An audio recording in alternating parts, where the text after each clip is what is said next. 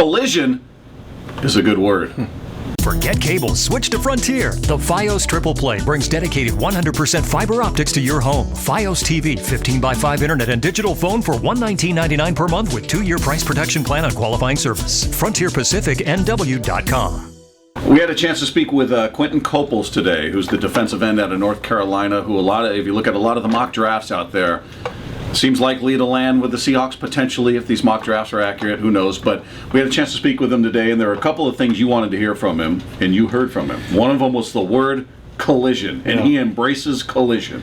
He does, yeah, and that's the thing. I think you want defensive players especially to like the contact. I mean, you have to want to, you almost seek it out and love that part of it to be, I think, an effective player at the next level, because it's about that. You know, in college you can get away with taking on blockers sometimes and just go and make plays, but in the NFL you got to work for every play. You got to fight off a blocker. You've got to want that contact. So I liked hearing that. And then the other thing we heard from him, I think I asked him about the Seattle area, you know, and what do you think about it, what have you heard about it? And he's like, you know, I figure the first couple of years I'm just going to be focusing on just football and trying to get better. And that was another thing I liked hearing. So, you know, that's the part of it I think that is the big mystery, is how is he going to be a player at the next level? What's his attitude about the game? Another question I like to ask is, what do you think about life after football? I want to hear from a guy, I'm not thinking about anything but football. What's you want one-track mind. Yes. I mean, eventually you have to think about that stuff, but, you know, I think that that's the big thing, is when people's minds are elsewhere,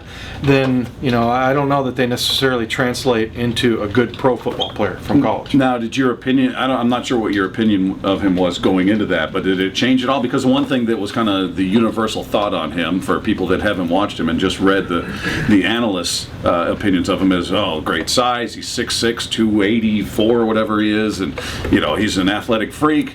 But the motor, he has a habit of disappearing, and, you know, that's been the knock on him his whole collegiate career. Right.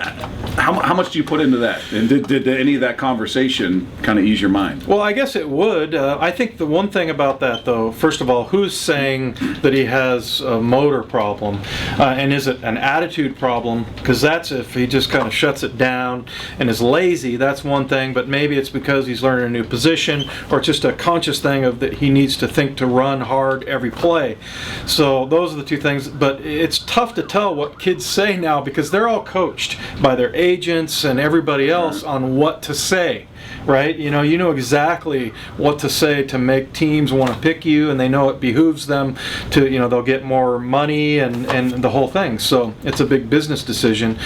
But, you know, the things that we heard anyway, for the purposes of our interview, I suppose he wasn't like totally on guard, like he's talking to a couple NFL scouts. He said the right things. So 12th pick, Seahawks stay there, hypothetically. Quinton Coples is on the board. You take him. I would imagine that is what they would probably do. But like you, I think I would much rather see them trade that pick away. If they can create some buzz and value for that pick, they can move back. I want to see them get that Dante Hightower kid who's an inside backer and can rush from the outside a little bit, and then they can pick up another draft choice. So that would be ideal. And I think that's what they want to do.